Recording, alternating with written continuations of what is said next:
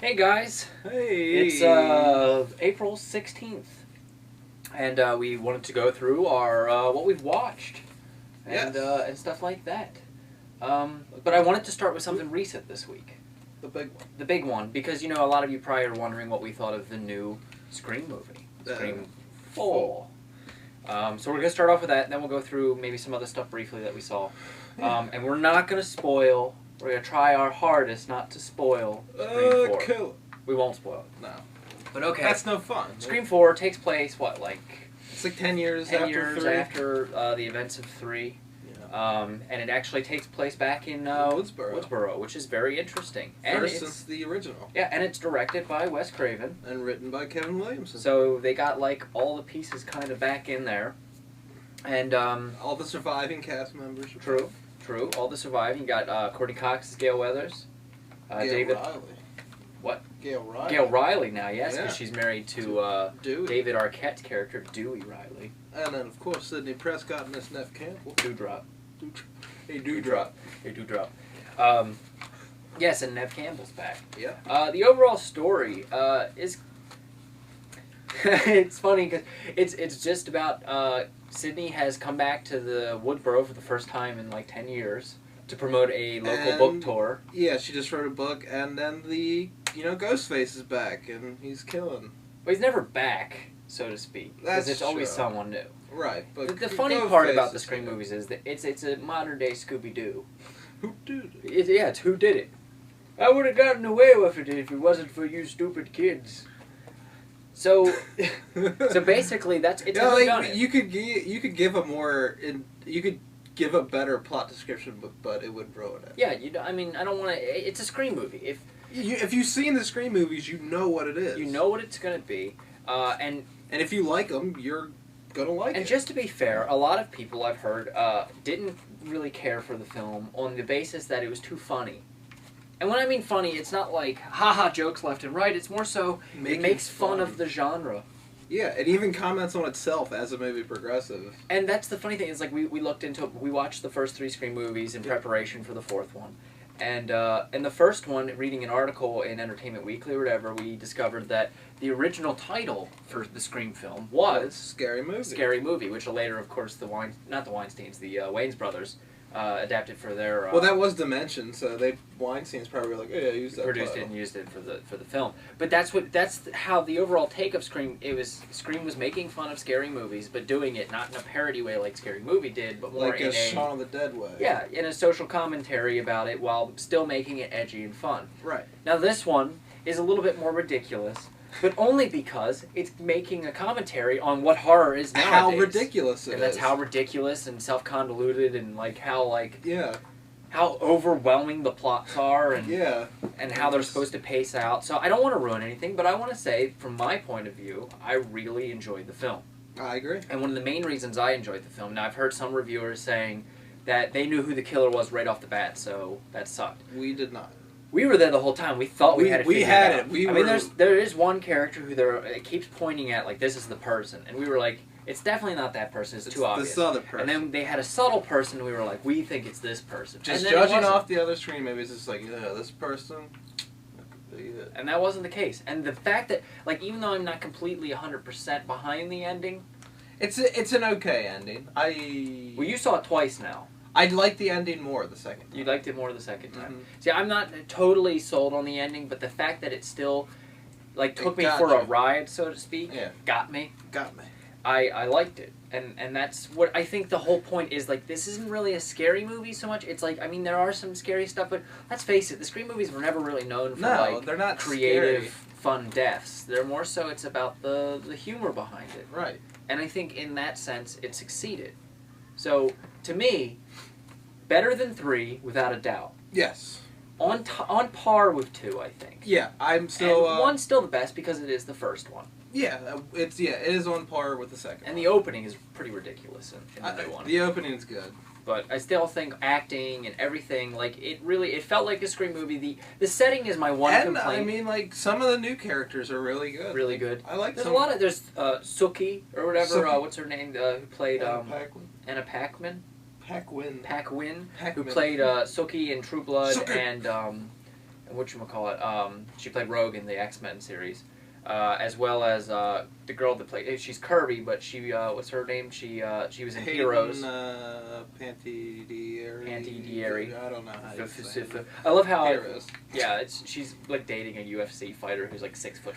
Yeah, she was good at it. But she was really good. I really liked her. One of the Calkins, Rory Calkin. I liked him. I liked his buddy in the movie too. Yeah, I don't know who played him. I don't know who that was either. And there was a Henry Winkler.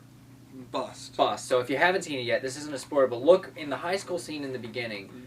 Look for this bust that's made of wood. You see it for like a split second. It's when Jill is and talking Kirby to and Trevor. just like right to the left. There's a quick like 2-second, 3-second clip of a bust of Henry Winkler's face smiling. So that was great. I was really upset that the song that was in the first 3 was not in it. How's that song go? It's like usually an establishing shot. It wasn't. And it wasn't in it. Neither was bum bum bum bum. Well, that was only in 2. But still. But also that she wasn't wearing the necklace from 2 that Jerry O'Connell's character, her boyfriend, got her, and she was wearing that in 3. And I was kind of hoping that they would carry that into 4. Something kind of small for the fans I wanted, but wasn't there. But overall, like I said. Overall, I think it was probably like a 4 out of 5. Maybe like it's probably 4 out of 5. 4 out of 5. So yeah, what I'm saying that it's really fun. Yeah. So moving on, we did see you saw Insidious in theaters. I talked about it last time. Yeah, just say whether you liked it or not. I really liked it. It was really good. Everything he said, I completely agree with. We saw. Did we talk about Source Code? Yeah. Okay. We haven't talked about the 2 on-demand ones. We haven't talked about Hobo. Hobo with a shotgun. Hobo with a shotgun. Rutger Hauer. I don't want to spend too much time on it, but it's on demand right now. If you've seen the trailer and the fake trailer, you'll know what it is. But it's that. It was originally a fake trailer that was created for a contest. It was a contest for when Grindhouse came out. Whoever made the best fake trailer got it featured, and Hobo with a Shotgun was the winner. And then the guy who made that trailer decided to actually make Hobo with a Shotgun and got Rutger Hauer to be in it. Was the director of it the director of the trailer too? I'm pretty sure. Well, it was shot in Nova Scotia for a very low budget, and it's completely ridiculous and gory, and the story doesn't make sense. But you know what? It's not like Machete in the sense where it's too story heavy. There's not much story. No, and it's wonderful. It's wonderful. It's completely ridiculous. Like I said, we don't have to spend tons of time on it, but Hobo with a Shotgun, if you like old Grindhouse movies. For a movie called Hobo with a Shotgun, it's perfect. It's wonderful. Yeah. Check it out. Now, the other one we watched was Super. Super, yes. Which is in theaters, select cities now, right? Yeah, it opened up a wider. Now, this is starring Rainn Wilson and Ellen Page, directed by James Gunn, right? Yeah, he wrote and directed. He did Slither and wrote the Dawn of the Dead remake. Now that movie is, a lot of people, like some people will say it's... I've heard either bad or great. I haven't heard a lot of in between. Well, from the trailer and all, you would maybe think that, because the plot is Rainn Wilson loses his wife, played by Liv Tyler. Doesn't lose her, but like Kevin Bacon steals her away, basically. Yeah, gets her hooked on drugs. He, through self-aware, thinking and evaluation, decides that he needs to be a superhero. To win her back. Now, anybody who sees that plot is going to think, okay, normal people becoming superhero, kick ass. Or Defender, starring Woody Harrelson. Right. It's not like that at all. No. It's really dark, and I can't stress how dark that movie is. It starts off kind of goofy and kind of slow, but it gets so dark that in the end, it's nothing like Kick-Ass or anything. It's really kind of upsetting. Like, it's really good, but it's really dark. It is a good movie. It's just, it gets really dark, and I almost think it didn't quite know how to balance it. Yeah, I almost feel like that too. Something happens, and yet they still try to do some jokes, like, immediately afterwards. Yeah. And it wasn't feeling right. The whole mood and tone was just like, there's this one instance, and when you watch it, you'll know. It's just, everything goes, ooh. So, but I still think it's really good. And Rainn Wilson, it was hard watching The Office this week. Yeah. After watching Super, because the characters are so completely different and darker in the Super film. He's crazy. Ellen Page is insane. Ellen Page, I have a problem with Ellen Page. I think she's an excellent actress. I love every movie that she's usually in, like, except for, like, some of the roles she's had or whatever. I'm not saying I love everything she's in, but every movie. She's getting typecast in this role where she's too forward. She as a will female talk character. to anybody like they're I like she's real, best friends real with them. world characters, and like, I'm sorry, you don't go into stores or meet like strangers or like teenage girls or mid 20-something girls, and they're all like, "Hey, what's your name? How you doing? Hey, oh, you like this? I like this too. Let's hang out. Let's do this." And doing it Girls- to Rainn Wilson. Girls don't do doing it to Rainn Wilson, who's like a 40-year-old guy. Yeah. So I that will was my say, one I mean, qualm. she does have that in this, but she's a little not. different by the end. Yeah, this is the most insane she has ever been. She gets kind of annoying. Her character is kind of annoying. Yeah. So if you can get through that, like I said, you don't have to see it's in select theaters, but it is on demand. Yeah, I think it's like $7. It's like $7 on demand. You get it for 48 hours. Bring your friends over, split it. That's what we did. Yeah. It was a great deal. I like how they're doing this on demand with like select movies that are still in theaters. Yeah, it's nice. We saw something in theaters, didn't we? That we needed to review. We saw Rubber. Rubber wasn't in theaters. Rubber No. is an independent film. Very weird. It's about a self-aware tire that kills people with telepathy. Yes. It sounds weird, and it sounds like if you saw the trailer, you would think it'd be completely ridiculous, and it is. But it's even more ridiculous because there's a subplot that goes on, which I don't want to ruin.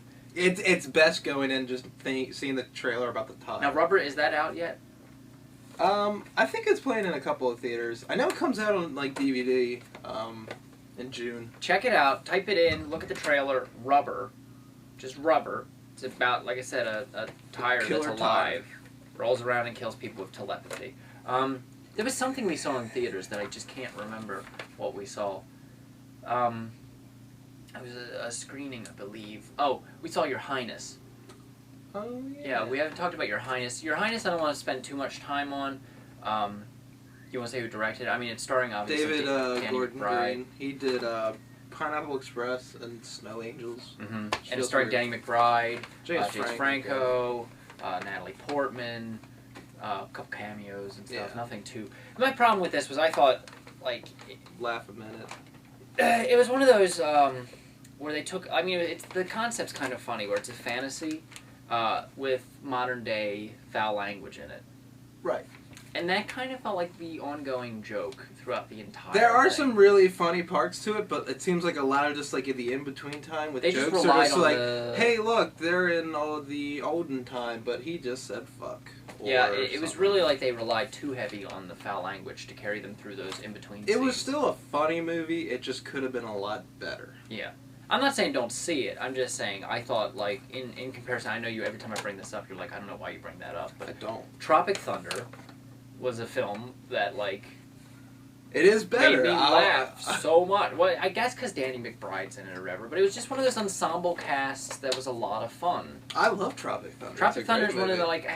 because The Hangover just doesn't seem in the same realm to me. No, not But at all. Tropic Thunder seems more in that realm. I guess so. So I always say I like that more. Your Highness was funny, but Tropic Thunder I guess was better. because, Tropic Thunder was like a parody of like a war movie. And Yeah, a war and a genre of making fun of film and stuff like Yeah. that.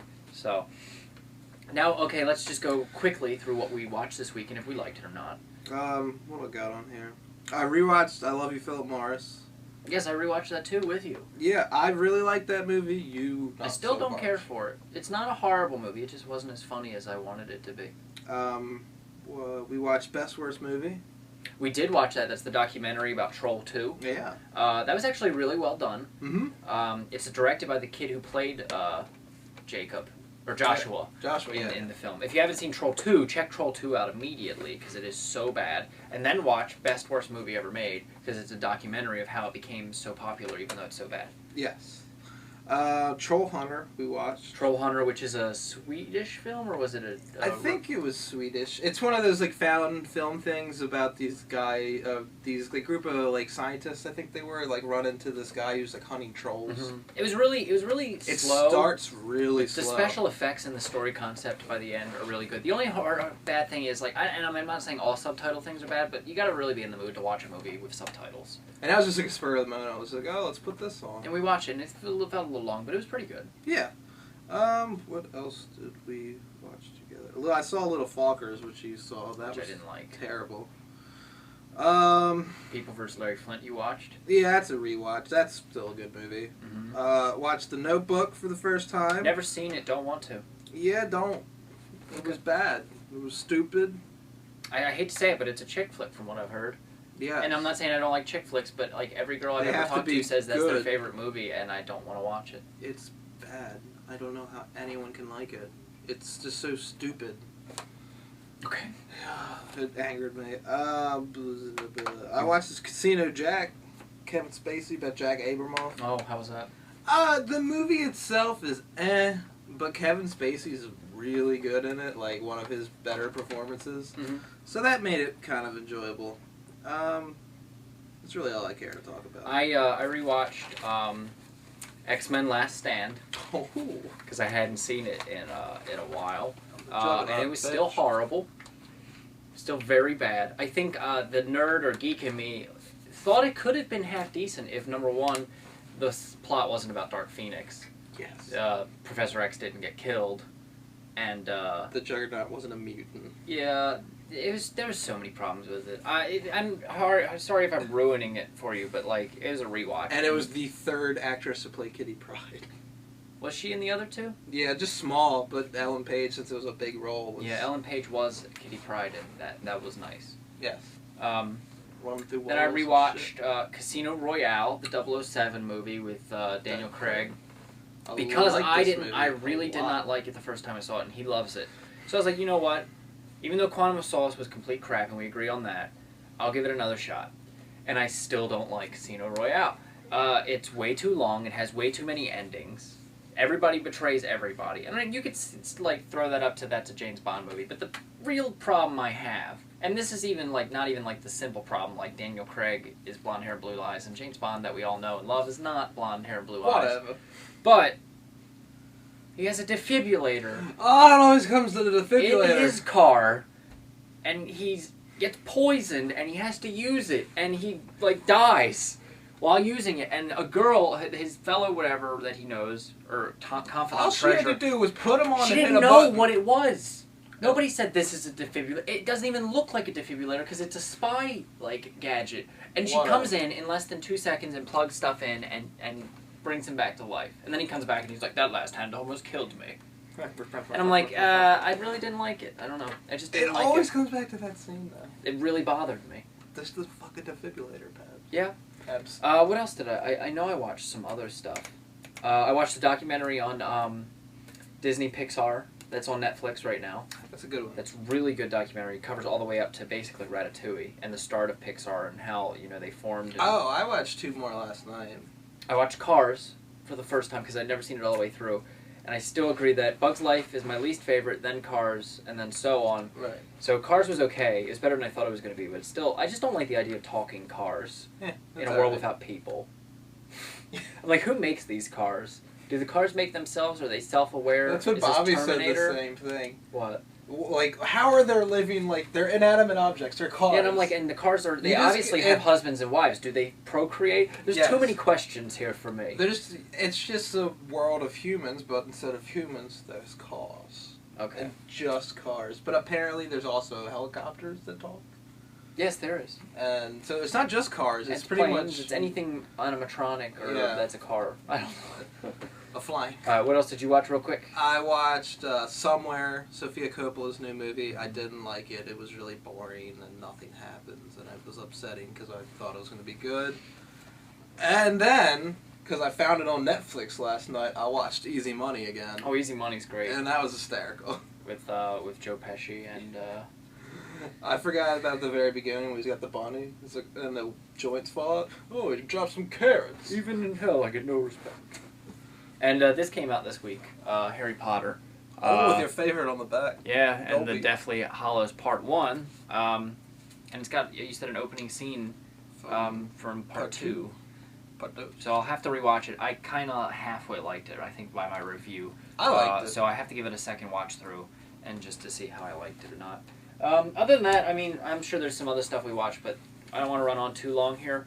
Upcoming weeks, there's nothing really for the next 2 weeks that I'm interested in seeing. The next thing's then Thor. There's like Thor, I guess, which is in May. But I mean, we'll continue to watch stuff, try to get to you in the next week or two. Other than that, I know nothing blew up today, so here's Harry Potter. How am I going to watch it now?